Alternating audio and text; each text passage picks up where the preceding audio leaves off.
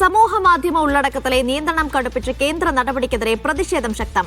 കോടതിയിൽ നിന്നോ സർക്കാരിൽ നിന്നോ ഉത്തരവ് ലഭിച്ചാൽ ഉള്ളടക്കം നീക്കം ചെയ്യാനുള്ള സമയം വെട്ടിക്കുറച്ച നടപടിയിലാണ് വിമർശനം ഉയരുന്നത്. ഉള്ളടക്കം നീക്കം ചെയ്യാനുള്ള സമയം 36 മണിക്കൂറിൽ നിന്ന് 3 മണിക്കൂറാക്കിയാണ് വെട്ടിച്ചുരുക്കിയത്. വ്യക്തിഗത പരാതികളിലും നടപടിക്കുള്ള സമയപരിധി കുറച്ചു. നടപടിക്കെതിരെ എ റഹീം രാജ്യസഭയിൽ അടിയന്തര പ്രമേയത്തിന് നോട്ടീസ് നൽകി. കേന്ദ്ര സർക്കാർ ഉദ്ദേശിക്കുന്നത് സെലക്റ്റീവായ നിരോധനങ്ങളാണ്. സെലക്റ്റീവായി ശബ്ദങ്ങളെ നിശബ്ദമാക്കാനുള്ള ശ്രമമാണ് ഇവർ നടത്തുന്നത്. തങ്ങൾക്കിഷ്ടമില്ലാത്ത എല്ലാ എതിർ ശബ്ദങ്ങളെയും ഇല്ലാതാക്കാം എന്നുള്ളതാണ് അവരുടെ പ്രധാനപ്പെട്ട ലക്ഷ്യം. ഇത് ഗുഡ് ഫെയ്ത്തിലുണ്ടായ ഒരു കാര്യമാണ് എന്ന് പറയാൻ കഴിയില്ല. അഭിപ്രായ സ്വാതന്ത്ര്യങ്ങൾക്ക് മേലുള്ള ബുൾഡോസിംഗ് ആണ്, സെലക്റ്റീവ് ബുൾഡോസിംഗ് ആണ് നടത്താൻ പോകുന്നത്. അവർക്ക് ഇഷ്ടപ്പെടുന്ന എല്ലാ വെറുപ്പുകളും അവർക്ക് പ്രൊപ്പഗേറ്റ് ചെയ്യാം. പക്ഷെ അതേസമയം വളരെ സെലക്റ്റീവായി സെക്കുലറായ ഭരണഘടനയെ ഡിഫെൻഡ് ചെയ്യുന്ന, അഴിമതിയെ തുറന്നു കാണിക്കുന്ന ശക്തമായ അഭിപ്രായ പ്രകടനങ്ങളെ അവർക്ക് ഇല്ലാതാക്കുകയും ചെയ്യാം. ഇത് വളരെ സെലക്റ്റീവായ ഒരു എലിമിനേഷനാണ് അവർ നടത്താൻ വേണ്ടി ശ്രമിക്കുന്നത്. അങ്ങേയറ്റം ആപൽക്കരമാണ്, ജനാധിപത്യത്തിനെതിരായ ലംഘനമാണ്. അപ്പോൾ ജനാധിപത്യ മൂല്യങ്ങളെ ബുൾഡോസ് ചെയ്യുന്ന ഇത്തരം നീക്കങ്ങൾക്കെതിരെ ശക്തമായി പ്രതികരിക്കും. പാർലമെന്റിൽ രാജ്യസഭയിൽ നിന്ന് 267 നോട്ടീസ് സഭാ നടപടികൾ നിർത്തിവെച്ച് ഇക്കാര്യം അടിയന്തര പ്രാധാന്യത്തോടെ ചർച്ച ചെയ്യണമെന്ന് ചട്ടപ്രകാരം ആവശ്യപ്പെട്ടിട്ടുണ്ട്. വളരെ രസകരമായ കാര്യം, റീസെൻ്റായിട്ട് രാജ്യസഭയിൽ 267 നോട്ടീസ് റീഡ് ഔട്ട് പോലും ചെയ്യില്ല എന്നാണ് പുതിയ റൂളിംഗ്. വിചിത്രമായ റൂളിംഗാണ്. രാജ്യസഭാ ചട്ടങ്ങളിൽ പറയുന്ന ഒരു അംഗത്തിൻ്റെ അവകാശമാണ് 267 നോട്ടീസ് എന്ന് പറയുന്നത്.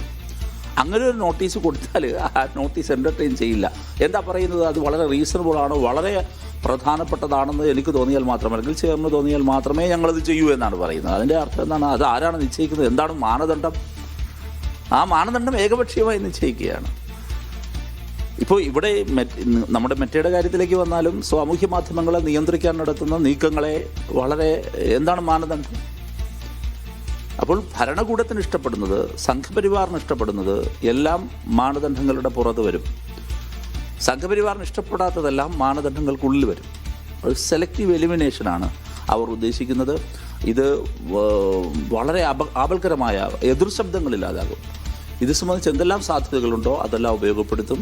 ഇതുമായി ബന്ധപ്പെട്ട് നടക്കുന്ന നിയമപോരാട്ടങ്ങളുടെ സാധ്യതകൾ തീർച്ചയായിട്ടും അത്തരം നിയമപോരാട്ടങ്ങൾ നമ്മൾ ഐക്യപ്പെടും.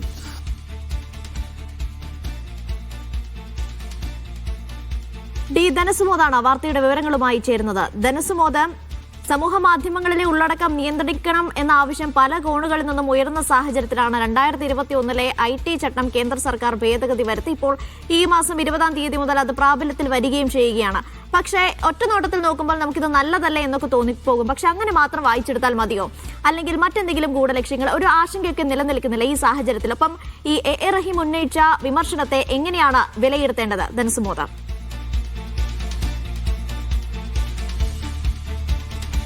അനിഷ പവർ നേരത്തെ ഈ ഉള്ളടക്കങ്ങൾ നിയന്ത്രിക്കുന്നതുമായി ബന്ധപ്പെട്ട് ഒരു സേഫ് ഹാർബർ ഈ സാമൂഹ്യ മാധ്യമങ്ങളുടെ പ്ലാറ്റ്ഫോമുകൾക്കുണ്ടായിരുന്നു. കാര്യം അവർക്ക് ഒരു സമയപരിധി കൊടുത്തിട്ടുണ്ട്. 36 മണിക്കൂർ, ചില കാര്യങ്ങൾക്ക് ചിലത് 24 മണിക്കൂറായിരുന്നു ഉണ്ടായിരുന്നത്.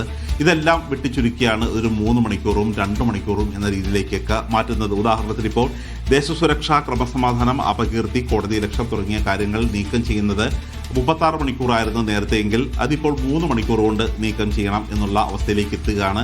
മാത്രമല്ല, ഇത് നീക്കം ചെയ്തില്ലെങ്കിൽ പിന്നീട് വരുന്ന എല്ലാ അതിൻ്റെ അനന്തര നടപടികളും അത് നേരിടാൻ ഉദ്യോഗസ്ഥർ തയ്യാറാകേണ്ടി വരും. അവർക്ക് കോടതിയിൽ കയറി നിൽക്കേണ്ടി വരും.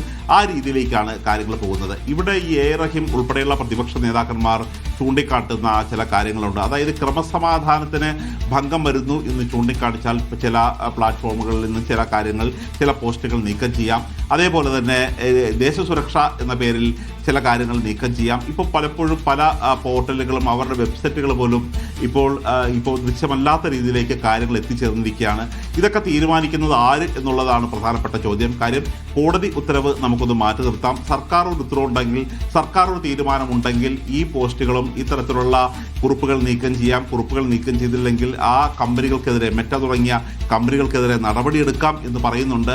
അപ്പോൾ പോലും പ്രധാനമായും ഇതൊരു അഭിപ്രായ സ്വാതന്ത്ര്യത്തിന് നേരുള്ള ഒരു കടന്നുകയറ്റം എന്നുകൂടി ഒരു വ്യാഖ്യാനിക്കുന്നുണ്ട്. അതായത് ഇത്തരത്തിലുള്ള നഗ്നത, ലൈംഗികത, മോർഫിങ്, AI ചിത്രങ്ങൾ, മനുഷ്യന് ഹാംഫുൾ ആയിട്ടുള്ള ഇതെല്ലാം നീക്കം ചെയ്യേണ്ടത് തന്നെയാണ്. പക്ഷേ അതിൻ്റെ പേരിൽ ഈ തരത്തിലുള്ള ക്രമസമാധാനം തുടങ്ങിയ കാര്യങ്ങൾ നമ്മൾ ഇതിനു മുമ്പ് കണ്ടിട്ടുള്ളതാണ്. ഈ പലപ്പോഴും ഒരു BJP അനുകൂല ഹാൻഡിലുകൾ അവരെന്ത് ചെയ്താലും അതെല്ലാം അവിടെ തന്നെ നിലനിർത്തുകയും പക്ഷേ അവർക്ക് ഒരു രസിക്കുന്നതല്ല എന്നുണ്ടെങ്കിൽ അത് എത്രയും പെട്ടെന്ന് നീക്കം ചെയ്യുകയും ഒരു മാസമായിട്ടുള്ള ഒരു കംപ്ലൈൻറ്റ് നൽകുകയും ചെയ്യുന്നത്, അങ്ങനെ പല പേജുകളും തന്നെ റദ്ദായി പോകുന്നതും നമ്മൾ കണ്ടിട്ടുള്ളതാണ്. അതുകൊണ്ട് തന്നെയാണ് ഈ പ്രതിപക്ഷം നിരന്തരം ഇത്തരം ആവശ്യങ്ങൾ ഉന്നയിച്ചുകൊണ്ടിരിക്കുന്നത്. അത് ഒരു ഏകപക്ഷീയമായ ഒരു നടപടിയായി പോകും എന്നുള്ള ഒരു ആശങ്കയുണ്ട്. ഇതിനു മുമ്പുള്ളൊരു ചരിത്രം പരിശോധിച്ചാലും ഈ തെരഞ്ഞെടുപ്പ് അടുക്കുന്ന സമയത്ത് തെരഞ്ഞെടുപ്പ് പലപ്പോഴും ഈ BJPക്ക് അനുകൂലമായ ഒരു ട്രെൻഡുകൾ അല്ലെങ്കിൽ BJPക്ക് അനുകൂലമായ പോസ്റ്റുകളാണ് ഈ ഫീഡുകളിൽ കൂടുതലും വരുന്നു എന്നുള്ളൊരു പരാതി ഉണ്ടായിരുന്നു. മാത്രമല്ല ഈ പ്രതിപക്ഷവുമായി ബന്ധപ്പെട്ട അവരുടെ പോസ്റ്റുകൾ കൂടുതൽ ആളുകൾ സോഷ്യൽ മീഡിയയിൽ കാണുന്നില്ല, കാര്യം ആൾക്കാരിലേക്ക് അവരുടെ ഫീഡുകളിലേക്ക് എത്തിച്ച് നൽകുന്നില്ല എന്ന തരത്തിലുള്ള ഒരു പരാതിയും ഇതിനു മുമ്പ് ഉണ്ടായിരുന്നു. മാത്രമല്ല ഇതുമായി ബന്ധപ്പെട്ട് നിരവധി ഇവരുടെ കാര്യങ്ങൾ നോക്കുന്ന ഒരു ഇന്ത്യ ഹെഡിൻ്റെ രാജി പോലും, അതായത് എക്സിൻ്റെ ട്വിറ്ററിനുണ്ടായിരുന്ന സമയത്ത് ആ തരത്തിലുള്ള സംഭവങ്ങളെല്ലാം ഉണ്ടായിട്ടുണ്ട്. അതുകൊണ്ട് ഇതൊന്നും ഇത്തരത്തിലുള്ള നിയമം പാലിക്കുന്നതോടൊപ്പം തന്നെ അഭിപ്രായ സ്വാതന്ത്ര്യത്തിന്മേൽ ഒരു കുതിര കയറാനും തങ്ങൾക്കിഷ്ടമല്ലാത്ത പോസ്റ്റുകൾ തങ്ങൾക്കിഷ്ടമല്ലാത്തവർ എഴുതുമ്പോൾ അത് നീക്കം ചെയ്യാനുള്ള ഒരു ആയുധമാക്കി ഈ ചട്ടം മാറ്റുമോ എന്നുള്ള ഒരു ആശങ്ക തന്നെയാണ് പ്രതിപക്ഷം പങ്കുവയ്ക്കുന്നത്.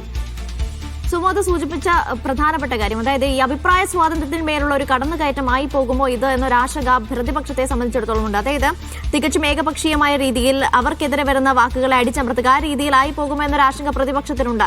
പക്ഷേ ആ ആശങ്ക പരിഹരിക്കേണ്ട ഒരു ഉത്തരവാദിത്വം കൂടി ഭരണപക്ഷത്തിനില്ലേ? അല്ലെങ്കിൽ ഇത് എങ്ങനെയായിരിക്കും നടപ്പിലാക്കാൻ കേന്ദ്രം ഉദ്ദേശിക്കുന്നത്? ധനസുമോദം, ഇത് നടപ്പാക്കുന്നത് ഈ 20-ാം തീയതിയോടുകൂടി ഇത് നടപ്പാക്കും എന്ന് കേന്ദ്ര സർക്കാർ അറിയിക്കുകയാണ് ചെയ്തിരിക്കുന്നത്. അതായത് ഏതെങ്കിലും തരത്തിലുള്ള ഈ ഫീൽഡിലുള്ള ആൾക്കാരുമായിട്ടോ അല്ലെങ്കിൽ പ്രതിപക്ഷവുമായിട്ട് സംസാരിച്ച് അതൊരു മുഖവിലേക്ക് എടുക്കുകയോ ഇക്കാര്യങ്ങൾ സാധാരണ ഒരു പാർലമെന്റിൽ അവതരിപ്പിക്കുകയോ ആ തരത്തിലുള്ള അതിനുശേഷം ഒരു ചെറിയൊരു വാക്ക് മാറ്റുന്നതിന് പോലും മണിക്കൂറുകൾ ചർച്ച ചെയ്യുന്ന ഒരു കാഴ്ചയാണ് പലപ്പോഴും നമുക്ക് പാർലമെന്റിൽ കാണുന്നത്. പക്ഷേ രാജ്യത്തെ